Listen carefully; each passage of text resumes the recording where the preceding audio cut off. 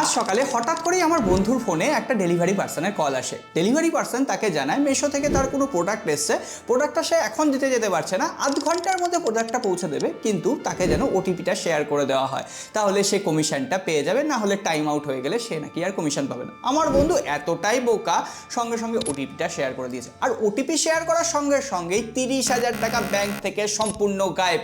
আর এই ঘটনা সম্পূর্ণভাবে তোমাদের সাথেও হতে পারে, তাই জন্য ভিডিওটা সবার সাথে শেয়ার করে দাও যাতে সবাই একটু সাবধান হতে পারে।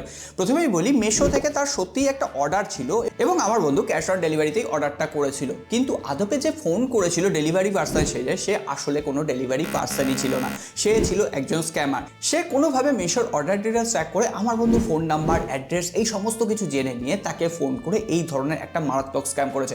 আর এটা যে শুধুমাত্র মেশোর সাথে হতে পারে এমন নয়, ফ্লিপকার্ট, অ্যামাজন, যে কোনো ই কমার্স ওয়েবসাইটের জন্যই এটা হতে পারে। সুতরাং যতক্ষণ না ডেলিভারি পার্সন তোমার বাড়ির দরজায় নক করছে ততক্ষণ ওটিপি শেয়ার করবে না। আর ওটিপিটা এমনভাবে এসেছিল দেখে বোঝার উপায় নেই যে ওটা স্ক্যাম ওটিপি, সুতরাং ওই সমস্ত চালাকি ছেড়ে দাও। আর হ্যাঁ, ভিডিওটা শেয়ার করে দিও আর সাবস্ক্রাইব করে দিও এই ধরনের রিসেন্ট আপডেটের জন্য।